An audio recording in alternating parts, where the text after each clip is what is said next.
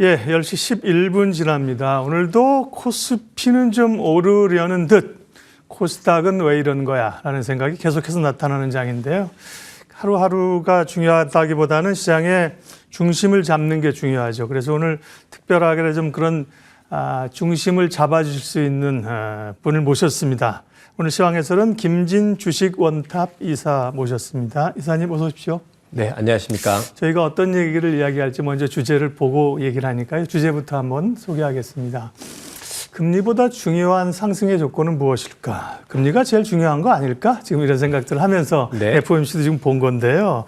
근데 그보다 더 중요한 것이 있을 수 있다. 그 전에 김진 이사님은 증권사 프랍 트레이더 출신이라고 트레이딩을 직접 하셨다고 들었는데요. 네, 맞습니다. 저희 전화 방송 보시는 분들이 펀드 매니저는 아는데 프랍 트레이더는 뭐 하시는 분이지 궁금한데 잠깐 좀 뭐 하셨는지 소개해 주시겠어요? 네. 저는 한 21년 정도 프랍 트레이더로서 근무를 네. 했었는데요. 프랍 트레이더는 뭐냐면 금융기관에 소속돼서 네. 금융기관의 고객들의 자산이 아니라 그 금융기관들의 자체의 돈, 고유 자산을 네. 운용하는 기관 투자가라고 생각을 하시면 될 것 네. 같고요. 제가 한 21년 정도 운용을 하다가 네. 작년 말에 이제 은퇴를 하고 이제는 좀 많은 분들께 그동안 그래도 기관 투자가로서 한 20여 년 있었으니까 네. 제가 가지고 있는 노하우들을 좀 많은 분들한테 알려드리려고 투자에 대해서 좀 말씀을 드리려고 준비하고 있는 사람입니다. 네.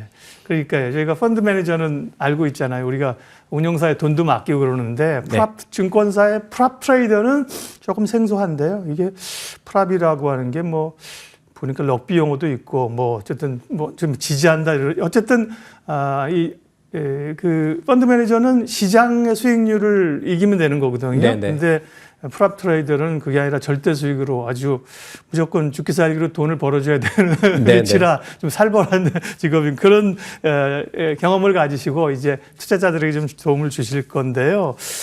일단 전 세계가 지금 계속해서 작년 올해 미국의 그 빅텍이라고 불리는 대형 기술주들의 주목을 하고 있습니다. 네. 그전에는 뭐 빵도 있었고 최근에는 이제 M7이라고 얘기하고 네네. 다 이제 실적도 그렇고 거기에 주목하는데 왜 그들 기업을 시장이 보고 있고 또 봐야 할 이유가 무엇일까요? 네.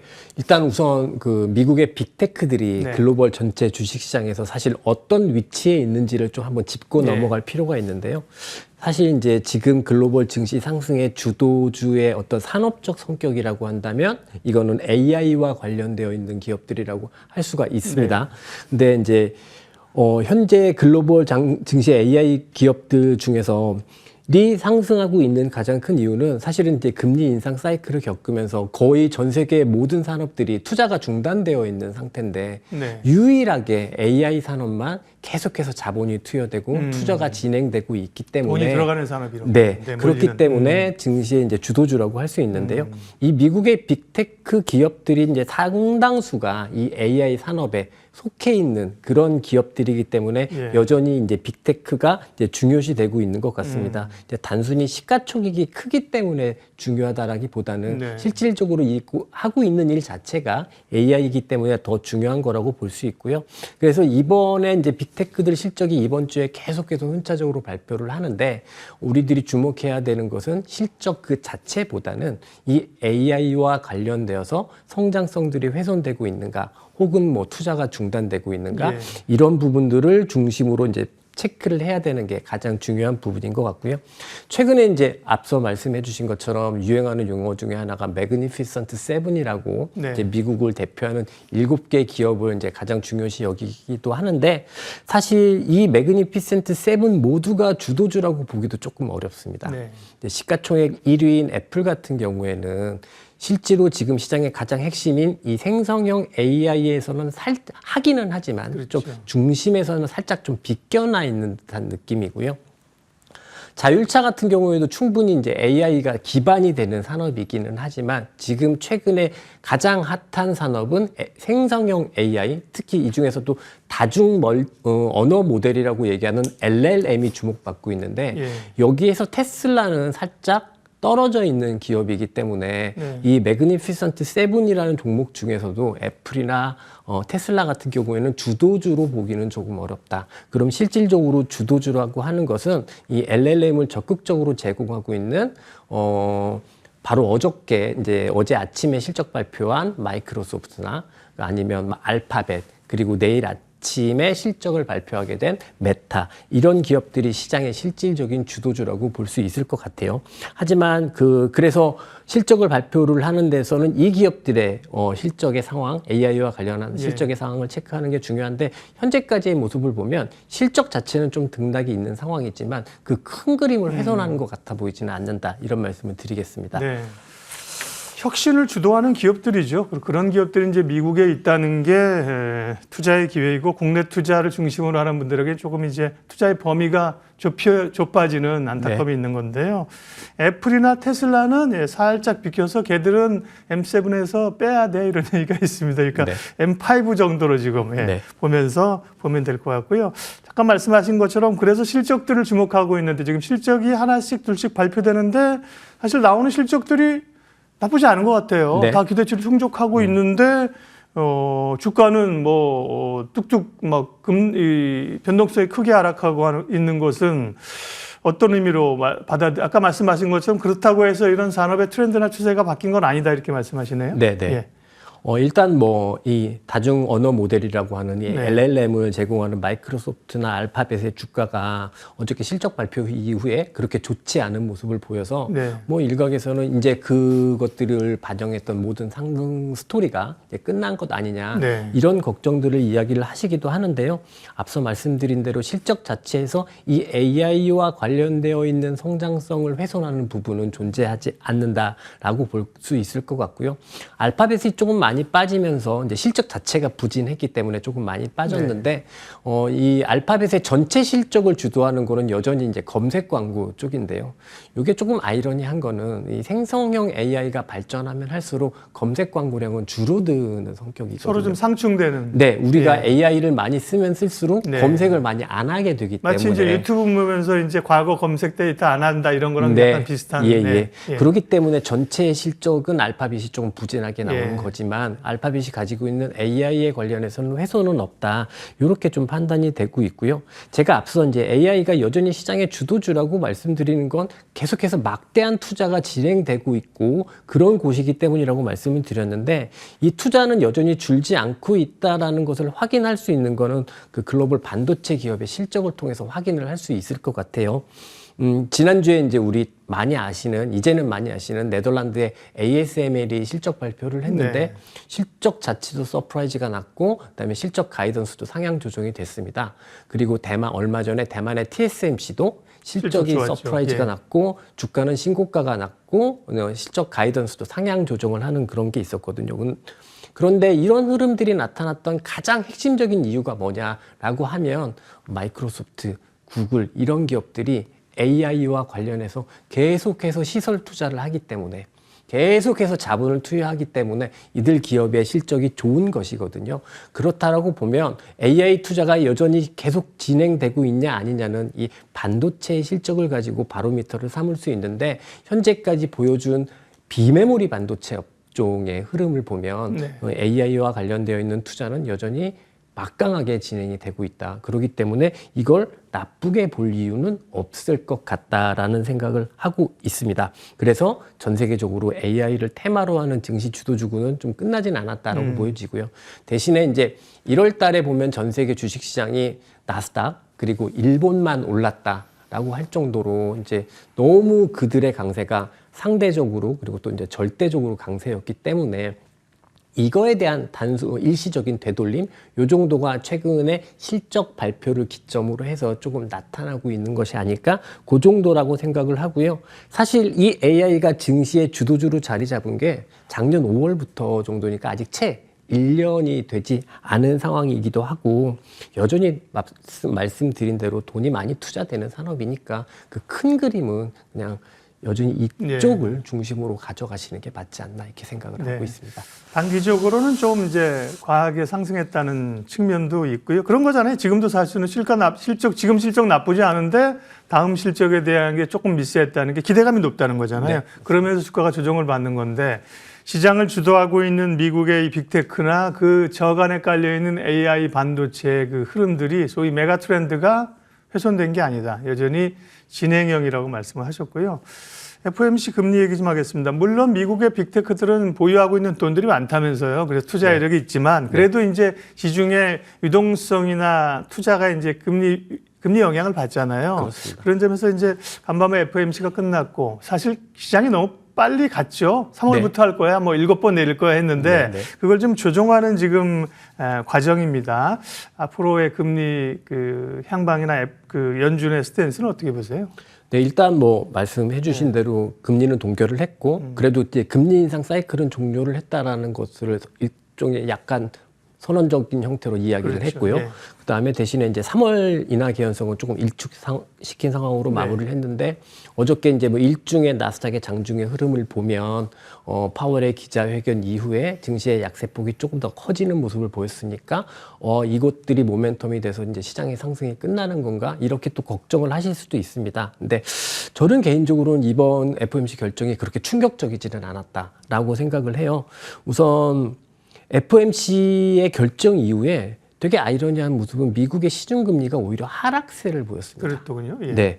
만약에 3월에 금리를 인하하는 것을 강하게 기대하고 있는 상황이었다고 하면 특히 미국 시중금리 중에서 연준의 정책금리를 가장 잘 따라간다고 알려져 있는 2년물 금리 같은 경우는 위로 튀었어야 되는데 위로 튀기보다는 오히려 하락을 강하게 했다라는 점은 우리들이 이제 뉴스나 뭐 이런 거로 말로는 3월 인하 이야기하지만 실제 시장의 트레이더들은 아니야. 거죠.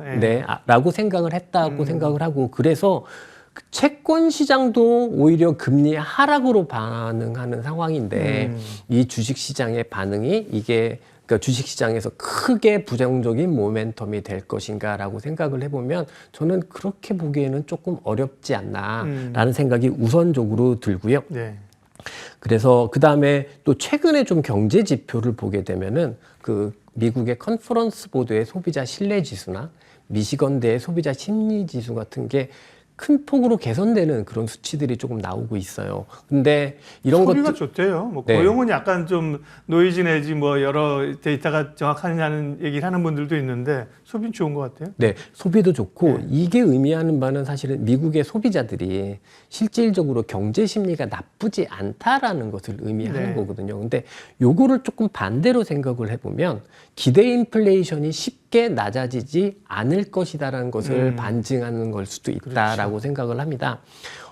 사실 이제 연준 입장에서 보면 그간의 연준의 그 꾸준한 역사를 보면 기대 인플레이션이 충분히 낮아지지 않았는데 섣부르게 금리를 인하했다가 인플레이션이 다시 위로 튀고 그래서 다시 금리 인상을 했던 그런 후대인 경험이 한번 있죠. 몇 번의 사례들이 있거든요. 근데 박사님도 아시겠지만 파월 의장이 경제학자기보다는 변호사라서 사실 그 분 입장에서는 어떤 충분한 데이터가 필요했을 겁니다. 변호사이면서 또 금융시장에 그러니까 자본시장에 원래 몸담고 있던 분이라고. 특유의 그 변호사들은 어떤 충분한 근거가 필요하기 때문에 그래서 우리가 이제 1년 내내 작년 내내 들었던 말이 연준은 데이터 디펜던트다 이런 말을 했었는데 그렇게 보면 미시건대나 컨퍼런스 보드의 이런 소비자 지수들을 봤을 때 기대 인플레이션이 쉽게 낮아질 것을 기대하기 어려운 상황에서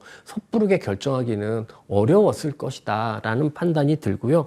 그렇다면 이런 생각을 저조차도 할 수 있는 상황인데 이 시장에 이렇게 뭔가의 서프라이즈의 이벤트다 이렇게 보기는 어려울 것 같고요. 또 하나는 만일 연준이 3월부터 금리 인하를 하고 올해 뭐 미국 채권 수합 시장에서 이야기하는 6회 정도의 금리 인하를 하겠다고 결정을 했다면 이것들이 과연 주식시장에 좋은 요인일까? 이건 생각해 보면 좀 아닌 것 같아요. 그것은 연준이 경기 위축 위험을 엄청나게 걱정하고 있다는 뜻인데 경기 위축이 엄청나게 걱정되고 있는 상황에서 주식시장은 좋기가 어렵거든요. 그런 측면에서 보면 어제 일중의 흐름은 좀 그랬지만 사실상으로 큰 문제 아니고 시장은 하락한 이유는 FOMC보다는 그냥 많이 올라서 그 실적에 대한 반작용의 흐름이 더 컸다. 뭐 너무 공격적인 말씀일 수도 있는데 저는 그렇게 해석을 합니다. 이제 최근의 흐름들에 대한 생각들이 쭉 우리 김진희 이사님 말씀하셔서 정리가 됐고요. 그래서 투자자들은 이제 그 다음에 이제 마지막에 중요한 거죠. 네. 근데 우리는 사실은 솔직하게 얘기하고 하면 M7 기업들이 없다. 그렇죠. 한국은. 그 다음에 뭐 여러 지정학적 리스크라든지 뭐 사실 우려가 있으면서 주가가 유독 약하면서 투자자들의 고민이 있잖아요. 그렇다고 뭐 다 짐 싸서 미국 증시로 갈 수도 없는 거고 그렇죠. 네네. 국내 증시는 어떻게 보시며 어떻게 대응해야 됩니까? 네, 일단 우리나라가 차이가 좀 심한데 경제적으로 너무 좀 부진합니다. 예. 작년에 우리나라 GDP가 1%대 초반으로 봤는데 네. 제가 이제 20년 동안 20년 넘게 금융기관이 있었지만 이 정도 GDP 성장률을 본 거는 뭐 IMF나 뭐 금융위기나 코로나나 이런 어떤 대외적인 굵직한 이벤트가 있을 때만 나타났던 네. 수치고 아무 일도 없었는데 이런 수치가 나타나는 거 처음으로 본 것 같아서 그만큼 우리나라의 펀더멘털이 약하다라는 부분은 인정을 하고 좀 넘어가야 될 것 같고요.